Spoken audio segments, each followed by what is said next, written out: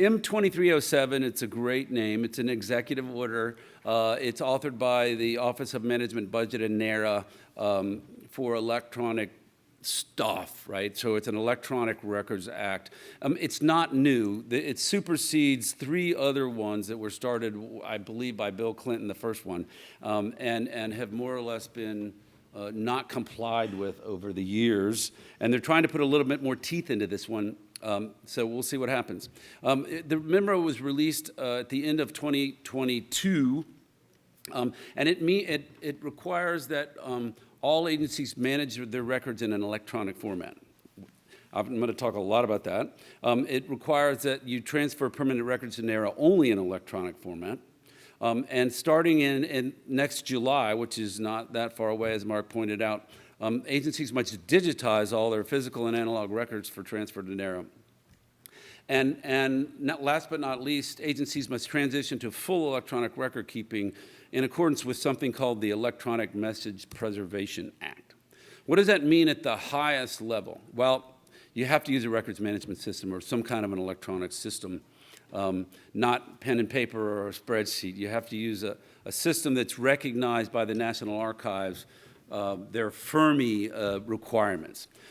Also, you have to deliver only digital data to NARA, but more, what's a bigger deal than that is that their agencies are directed to close their paper and analog storage facilities that have been maintained and created over decades and decades and decades, and switch to electronic records keeping. And last but not least, how do you do that? Digitize. I'm going to talk a lot about that. So for those of you that don't know much about records management, it's nothing new. The first Federal Records Act was established in 1950.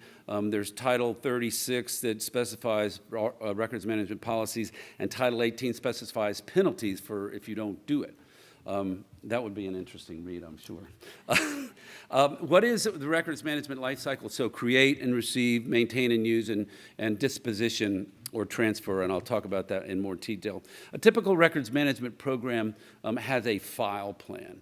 And the file plan is either something built into the electronic records management system, or a lot of agencies just used a spreadsheet, which is probably not going to be permitted in the future. But it basically supports a records retention schedule, so records are categorized in different categories, and each of them has a records retention, 7 years, 10 years, 3 years, or permanent. If they're deemed a permanent record, they have to be managed accordingly and then transferred to the National Archives and can't ever be destroyed.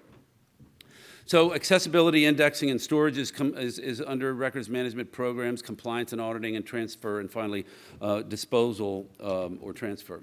So what's different about electronic records management systems? Well, I'll talk more about this, but the biggest thing is finding all your electronic records.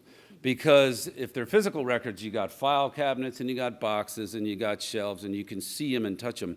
If you have electronic records, they can be in SharePoint portals all over God's creation. They can be in drives that are offline in somebody's desk drawer. They can be on laptops. They can be all over.